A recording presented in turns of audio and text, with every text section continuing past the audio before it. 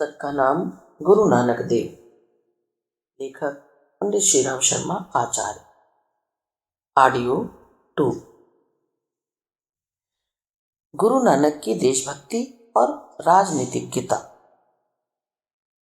वैसे सामान्य दृष्टि से नानक देव एक ईश्वर प्रेमी और भक्ति मार्ग के पथिक थे। उनके रचे हुए अधिकांश भजन और वाणियां भगवान की महानता को प्रकट करने वाली स्तुति और प्रार्थना के रूप में है। पर जब हम उन पर सूक्ष्म भाव से विचार करते हैं, उनमें तथा मध्यकाल के अन्य भक्त कवियों में एक बड़ा अंतर पाते हैं। जहां उन सब कवियों की रचनाओं में हद दर्जे की हीनता, आत्म तिरस्कार और अपने इष्ट देव की कृपा दृष्टि प्राप्त करने का ही भाव प्रकट होता है, वहां नानक जी ने अवसर मिलने पर ऐसी रचनाएं भी की हैं जिनसे देश तथा समाज को तत्कालीन समस्याओं के प्रति उनकी जागरूकता प्रकट होती है। नानक जयंती पर डॉक्टर महीप सिंह ने उनकी रचनाओं की जो जांच पड़ताल की, उससे विदित होता है कि वे केवल अध्यात्म जगत अथवा बैकुंठ में बैठकर आत्म सुख के अभिलाषा रखने वाले संत नहीं थे, वरन अपने समाज की त्रुटियों और दोषों के एक निर्भीक और प्रबल समीक्षक थे। उस समय इस देश के हिंदू राजाओं में हद दर्जे की भोग लिप्सा तथा मातृभूमि के प्रति अकर्मण्यता का भाव आ गया था। विदेशियों और विधर्मियों का प्रतिरोध करने के बजाय वे अपनी स्वार्थ पूर्ति और रंगरेलियों में लगे रहते थे। यह देखकर गुरु नानक ने उनको बड़े रोषपूर्वक फटकारा था। राजा सिंह मुकद्दम कुत्ते जाई जगाई बैठे सुत्ते, चाकर ना हंदा पाहिन्न घाव रत पितु कुतिहा चटी जाहू, जिथे जिया होसी सार ना की बड़ी लाइन वार। अर्थात वर्तमान समय के राजा शेर चीतों की तरह हिंसक हैं और उनके अधिकारी कुत्तों की तरह लालची हैं और निर्दोष जनता को अकारण ही पीड़ित करते रहते हैं। राज कर्मचारी अपने नाखूनों से जनता को घायल करते रहते हैं और उनका खून कुत्तों की तरह ही चाट जाते हैं। परलोक में जब इनकी जांच की जाएगी तो इनकी नाक काटी जाएगी। जब नानक जी विदेश यात्रा से लौटकर आए तो उनके कुछ ही समय पश्चात भारत पर मुगलों का आक्रमण हुआ। बाबर के सैनिकों ने चारों तरफ तबाही फैला दी थी और लोगों के धन मान तथा इज्जत को मिट्टी में मिला दिया। उस भयंकर काल में भारतीय नारियों की दुर्दशा का चित्रण करते हुए उन्होंने लिखा है, जिन सिर सोहनी पाटियां मांगी पाई संधूर, से सिर काती मुनियनी गल विच आवे धूणी, महला अंदरी होदिना होड़ी बहड़े न मिलन हटूरी, जदहू सिया बियाहिया लाड़े सोहनी पासी, हिंडोली चढ़ी आइया दंद खंड दी दे रासी, उपरहु पाणी वीरिये झले झपकनी पासी, इकलखु लहननी बहीठिया लखु लहननी खड़िया, गरी छुहारे खांदिया माणन्नी से जड़िया, तिन्न गली सिलका पाइया तुरिन्न मोत सरिया, धनु जोवनु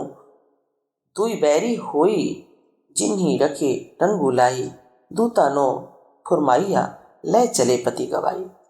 अर्थात जिन स्त्रियों के सिर में सिंदूर पट्टियां शोभित होती थीं, जिनकी मांग में सिंदूर भरा हुआ था, अत्याचारियों ने उनके केश काट डाले और उन्हें भूमि पर इस तरह घसीटा कि गले तक धूल भर गई। जो महलों में निवास करती थीं, उनको अब बाहर बैठने को भी जगह नहीं मिलती। विवाहित स्त्रियां जो अपने पतियों के पास सुशोभित थीं, जो पालकियों में बैठकर आई थीं, जिन पर चल न्यौछावर करते थे, जड़ाबदार पंखों से हवा करते थे, जिन पर लाखों रुपए लुटाए जाते थे, जो मेवा मिठाई खाती थी, सेजों पर सुख भोगती थी, अब अत्याचारी उनको गले में रस्सी डालकर खींच रहे हैं और उनके गले की मोतियों की मालाएं टूट गई हैं। अभी तक धन और यौवन ने उन्हें अपने रंग में रंग रखा था, अब वह दोनों उनके बैरी हो गए। सिपाहियों को आज्ञा मिली और वे उनकी इज्जत को लूट कर चले गए। अपने देश के संपन्न वर्ग की उस कठिन समय में कैसी दुर्गति हुई, उसकी एक झलक इस कविता में मिलती है। जब मनुष्य इस प्रकार विवश हो जाता है और अत्याचार का कुछ प्रतिकार नहीं कर सकता तो वह भगवान को उलाहना देने लगता है कि तुम कैसे न्यायकारी और करुणा सिंधु हो जो संसार में ऐसा अंधेर खाता मचवा रहे हो। इस भाव से प्रेरित होकर नानक जी ने लिखा, खुरासान खसमान किया हिंदुस्तानु डराइया, आपे दोसु न दे करता जमू का मुगल चढ़ाइया। एती मार पई कर लड़े तैं कि दर्दु न आइया, करता तू सामना का सोई जो सकता सके कऊ मारे ता मनी रोसु न होई, सकता सिहु मारे पै वर्ग खसमे न पुरसाई। अर्थात हे भगवान, बाबर ने खुरसान को बर्बाद किया पर तुमने उसकी रक्षा न की और अब हिंदुस्तान को भी उसके आक्रमण से भयभीत कर दिया है। तुम स्वयं ही ऐसी घटनाएं कराते हो, परंतु तुमको कोई दोष न दे इसलिए तुमने मुगलों को यमदूत बनाकर यहाँ भेज दिया। सर्वत्र इतनी अधिक मारकाट हो रही है कि लोग त्राहि त्राहि पुकार रहे हैं, पर तुम्हारे मन में इन निरीह लोगों के प्रति तनिक भी दर्द पैदा नहीं होता।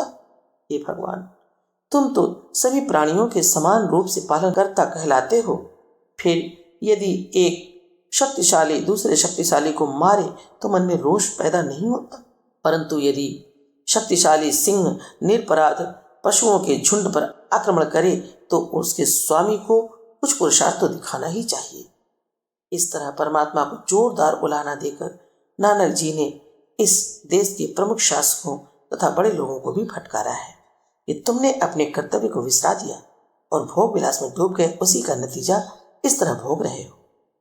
रतन बिगाड़ बिगोय कुति मुइया सार न काई, आगो देजे चेतिए तो काई तू मिले सजाई, साहा सुरति गबाइया रही रगी तमाशय चाई, बाबर वाणी फिर गई कुईरा न रोटी खाई, इकता बखत खुआई अहि कहाँ पूजा खाई, चौके बिणु हिंदवाणिया यूटी के कढ़ई नाई, राम न कबहु चेतियो होड़ी कहीं न मिले खुदाई।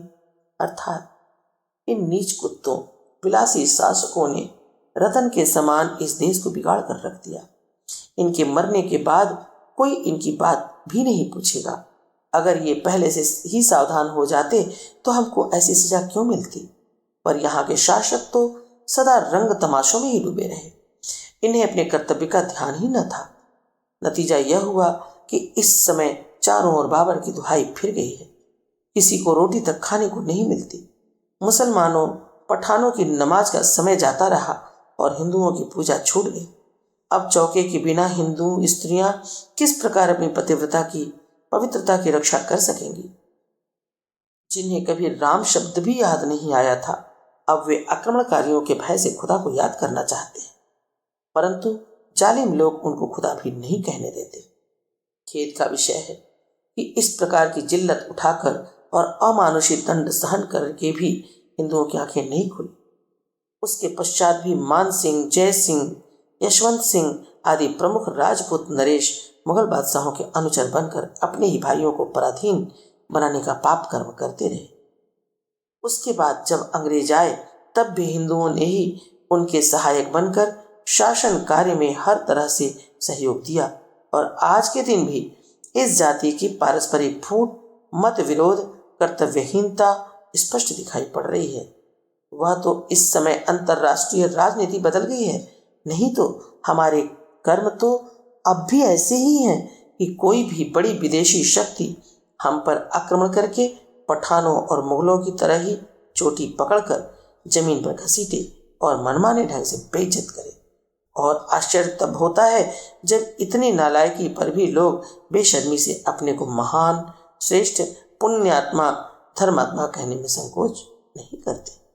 हिंदू जाति की इसी हेय मनोवृत्ति को देखकर अब से लगभग 800-900 वर्ष पहले विदेशी इतिहासकार अल बरूनी ने भारत भ्रमण करके अपना अनुभव इस प्रकार लिखा था। हिंदू लोग समझते हैं कि उनके देश जैसा दूसरा देश नहीं, उनके राजा जैसा दूसरा राजा नहीं, उनके धर्म जैसा दूसरा धर्म नहीं। यदि तुम खुरसान तथा ईरान के शास्त्रों तथा विद्वानों के संबंध में उनसे बातचीत करोगे तो वे तुमको मूर्ख ही नहीं मिथ्यावादी भी समझेंगे। यदि वे विदेशों की यात्राएं करें, दूसरों से मिले जुले, तो उनकी यह प्रवृत्ति नहीं रहेगी, क्योंकि उनके पूर्वज ऐसे नहीं थे। क्या हम आशा करें कि समझदार हिंदू अब भी अपनी इस त्रुटि को समझेंगे और जब तक दोषों को त्याग कर अपने को वास्तव में एक जीती जागती जाति का न बना लेंगे, तब तक पूर्वजों की कीर्ति के आधार पर क्या व्यर्थ गाल बजाना छोड़ देंगे? गुरु नानक ने उसी समय इस तथ्य को अच्छी तरह समझ लिया था। यद्यपि सम्राट बाबर स्वयं उनमें श्रद्धा रखता था और उनसे आशीर्वाद मांगता था, पर फिर भी उन्होंने इस देश के शासकों को उनकी नामर्दी और स्वार्थपरता के लिए बहुत फटकारा। कहा सुखेल तबेले घोड़े, कहा भेरी सहनाई, कहा सुतंग बंद गड़े रड़ी, कहा सुलाल कवाई, कहा सु आरसिया मुँह बके, एथ दिसही नाई, रहा सु घर धर मंडप, महला रहा सुबंक सराई, कहा सुसेज सुखाली, कामणि जिसु वेदु नींद पाई, कहा सुपान तंबोली, हरया होयो छाई आई। अर्थात तुम्हारे वे खेल तमाशे, घोड़ों से भरे तबेले, वे भेरियां और शहनाइयां कहाँ चली गईं? वे तलवारें, रथ और चमकीले वस्त्र कहाँ गए? तुम्हारे दर्पण और उनमें दिखाई पड़ने वाले बांके चेहरे अब क्यों नहीं दिखाई पड़ते? तुम्हारे वे सुंदर घर, दरवाजे, मंडप, महल, सुख देने वाली सेज और वह कामिनी जिसे देखकर रात में भी नींद भी नहीं आती थी, वे सब किस तरफ चले गए? पान तांबुल देने वाली हरम जनाना महल में भरी तमाम औरतें अब कहाँ हैं? नानक देव की यह विशेषता बड़ी महत्वपूर्ण है कि उन्होंने राष्ट्र तथा समाज की त्रुटियों को गहरी नजर से देखा और उनके संबंध में इतने आवेश के साथ अपने देशवासियों को ललकारा। अन्य संतों ने अगर कहीं भी लोगों की दुर्दशा की चर्चा की भी है तो उसे भाग्य या भगवान का अप्रसन्नता का परिणाम कहकर लोगों को केवल भगवत भक्ति की प्रेरणा दी है। पर नानक जी इस समस्या के प्रत्यक्ष कारणों पर विचार किया और इसके लिए अपने भाइयों को ही दोषी ठहराया। उन्होंने कहा कि जब तुम अपने कर्तव्य का पालन, पीड़ितों की सेवा, जनता के लिए न्याय का व्यवहार आदि ईश्वरीय आदेशों की अवहेलना करके ही राग रंग में ही जीवन बिताने लगे तो उसका दंड तुमको भोगना ही पड़ेगा। भगवान भी तुमको इसके लिए क्षमा नहीं कर सकता, क्योंकि वह न्यायकारी है। इसलिए धन, जन, महल, किला, रूप, यौवन आदि का कभी अपमान न करो। ये चाहे जब देखते देखते नष्ट भ्रष्ट हो सकते हैं, जैसे इस समय बाबर के सिपाही ऊंची पदवीधारी नर नारियों की दुर्गति कर रहे हैं। इसलिए संभलो, होश में आओ और कुमार्ग से हटकर ईश्वरीय सतमार्ग का अवलंबन करो। ईश्वर की राह पर चलने वाले को न कभी रोना पड़ता है, न पश्चाताप करना पड़ता है। गुरु नानक की दार्शनिक विचारधारा। गुरु नानक का जन्म हिंदू परिवार में हुआ था और आरंभ में उन्होंने संत महात्माओं से जो उपदेश सुने थे वे हिंदू शास्त्रों, वेद, पुराणों आदि पर ही आधारित थे। इसलिए अपने आगामी जीवन में भी उन्होंने जो कुछ उपदेश दिए, ईश्वर, सृष्टि, जीवन, मृत्यु के संबंध में जो सिद्धांत बतलाए वे भारतीय धर्म के ही अनुकूल थे। पर वे कबीर तथा सूफी शेख फरीद के एक ईश्वर के प्रतिपादन से भी काफी प्रभावित हुए थे। इसके अतिरिक्त गुरु गोरखनाथ के हठ योग का साधन करने वाले अनुयायियों तथा जैन और बौद्ध धर्म के आचार्यों के संपर्क में भी वे रहे। इसलिए उनके धार्मिक सिद्धांतों का आधार मुख्य रूप से वेदांत दर्शन रहने पर भी उसमें जैन, बौद्ध, हठ योग, इस्लाम की विचारधाराएं भी न्यूनाधिक रूप में शामिल हो गईं। खासकर उस पठान शासन के युग में पंजाब में मुसलमानी सिद्धांतों का प्रभाव काफी बढ़ गया था। मुस्लिम शासकों ने तलवार के जोर से तो अपना धर्म फैलाया ही था, पर अनेक मुसलमान विद्वानों तथा संतों ने हिंदुओं के बहुदेववाद के मुकाबले में अपने एक ईश्वरवाद की श्रेष्ठता भी सिद्ध की थी, जिसका असर जनता के एक भाग पर पड़ रहा था। नानक जी की भेंट जब पंजाब के सूफी संत शेख इब्राहिम से हुई तो उन्होंने इनका आधा हिंदू और आधा मुसलमान जैसा वेश देखकर महाराज एक तरफ हो जाओ, दो किश्तियों पर क्यों पैर रखते हो? नानक जी ने फरमाया, इसमें हर्ज क्या है? मनुष्य को दोनों नावों पर सवार होकर संतुलन बनाए रखना आना चाहिए। दीन और दुनिया दोनों एक साथ निभाई जा सकती है, यदि हृदय में सच्चाई हो। गुरु नानक सत्य के पुजारी थे और उन्होंने धर्म का विवेचन करने के लिए जो कुछ कहा है वह आडंबर युक्त वचनों और वाक्छल से रहित है। उन्होंने स्पष्ट कहा है कि धर्म के विषय में लंबी चौड़ी बातें करने से कोई लाभ नहीं। सिद्धांत वही सच्चा है और ठीक माना जा सकता है जो व्यवहार में लाया जा सके। उन्होंने कहा, सोचई सोचन होवई जे सोची लख बार, चुप्पे चुप्पे न होवई जो लावे रवा लिवतार, भूखया भूखन न उतरी जे बन्ना पुरिया भार, किव सचियारा होवियो किव कूड़े तुट्टे पाल, हुकम रजाई चलना नानक लिखया नाल। अर्थात केवल विचार करने से कोई बात पूरी नहीं हो सकती। शांत चाहे लाख बार सोचते रहो। इसी प्रकार प्रकट में जैसे शांति रहने से भीतरी शांति प्राप्त नहीं हो सकती। केवल भूख भूख मुख से कहने से भूख नहीं मिट सकती, चाहे पास पूरियों से भरे टोकरी क्यों न रखे रहे हों।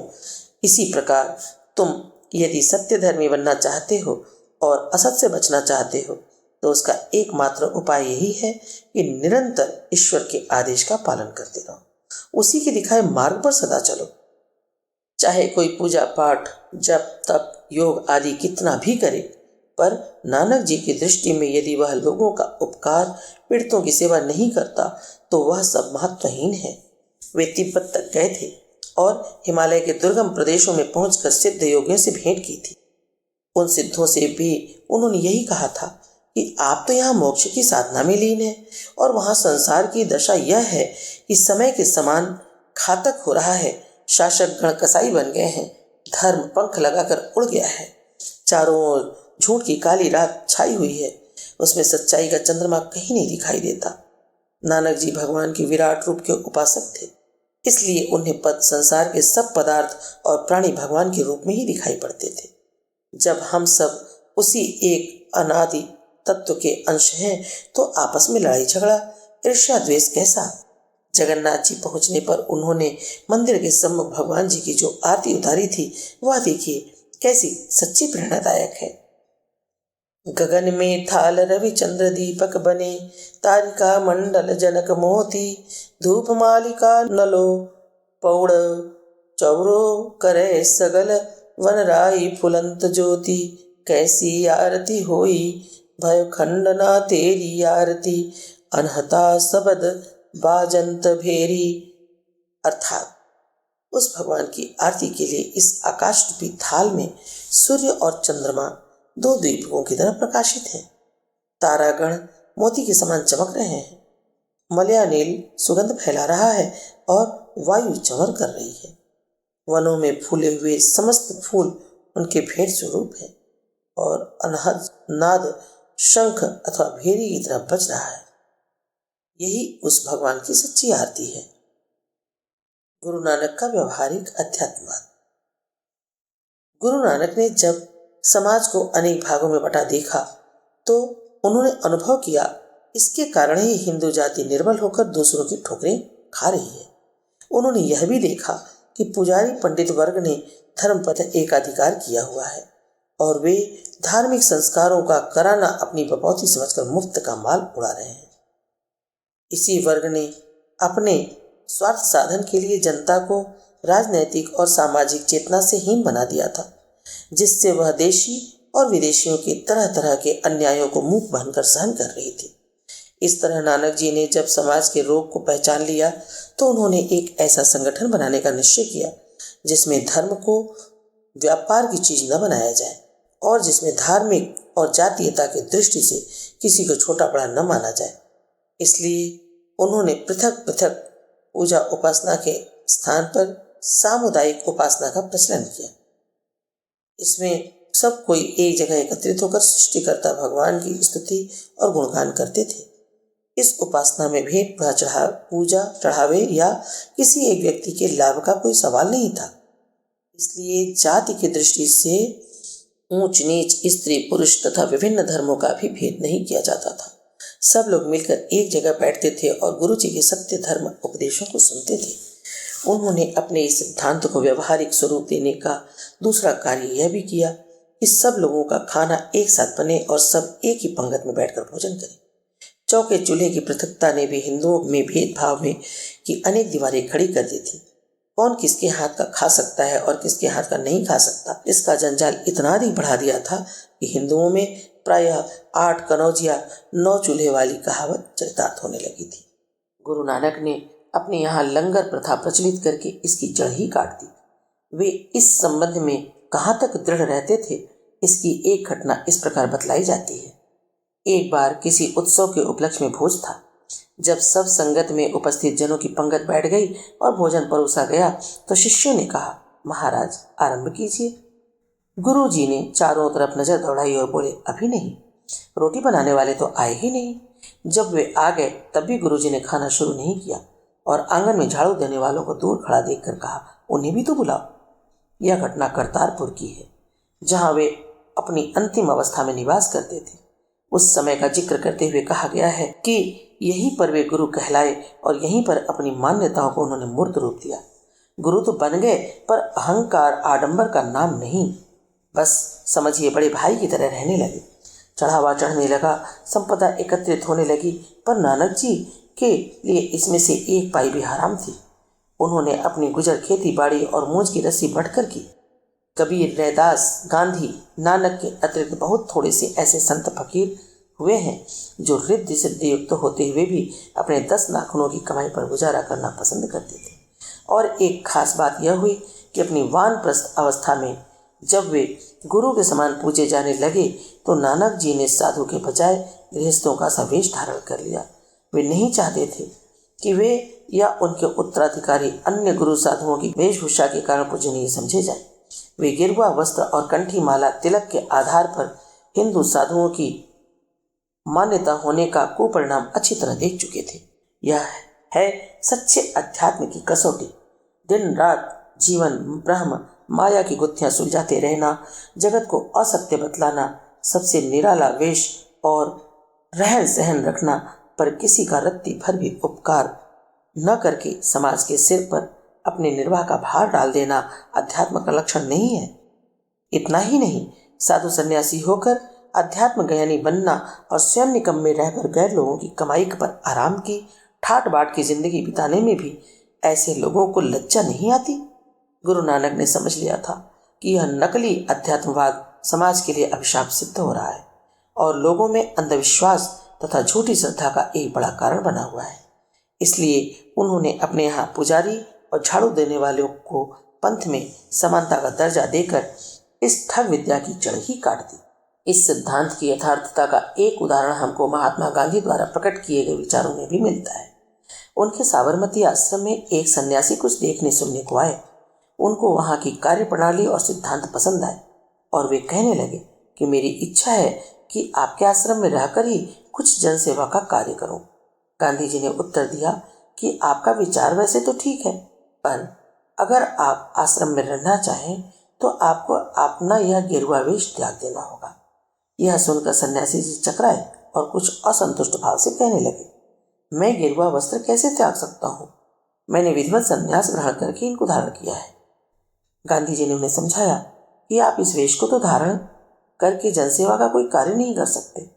इसे देखकर कोई आपसे सेवा कराने को तैयार नहीं होगा, वरन वह आपकी सेवा करना ही अपना धर्म मानेगा। गांधी जी की बात उनकी समझ में आ गई और उन्होंने गेरुआ वस्त्र त्याग कर खादी के वस्त्र धारण कर लिए। वास्तव में आध्यात्मिकता न वेश से संबंध रखती है, न पूजा पाठ से, न जप तप से। इन सबको करते हुए भी मनुष्य एक नंबर का पाखंडी, आडंबरी और स्वार्थपरायण हो सकता है। हमने निर्जन जंगलों और दुरूह पर्वतों में रहने वाले लगभग नंगे साधुओं को भी सामान्य बातों पर दूसरों से लड़ते देखा है। एक आध बार तो धूनी की लकड़ियों के संबंध में तकरार होकर ऐसे साधुओं में खून खराबी तक की नौबत आ गई। इसके विपरीत अन्य अनेक व्यक्ति गृहस्थ आश्रम में रहते हुए स्वयं अभाव करके भी दूसरों की सहायता करते हैं। अवसर पड़ने पर प्राण तक देकर दूसरों की सेवा बचाव करते हैं। नानक जी मानते थे कि भलाई, सज्जनता आदि का गुण मनुष्य में स्वभावतः होता है, पर वह अनुकूल स्थिति न पाने के कारण छिपा रहता है। सच्चे संतों सद्गुरु का कर्तव्य है कि वह इन भलाई के तत्व से मनुष्य को परिचित कराएं और उसके बढ़ाने में मदद करें। यही गुरु का सबसे बड़ा उपकार शिष्य पर होता है, जिसके लिए वह गुरु को भगवान के तुल्य समझकर पूजता है। पर यह कार्य सच्चे अध्यात्मवादी, निस्वार्थी, निष्प्रिय गुरु ही कर सकते हैं, और इसी में उनके अध्यात्मवादी का या सच्चे या झूठे होने की परीक्षा हो सकती है।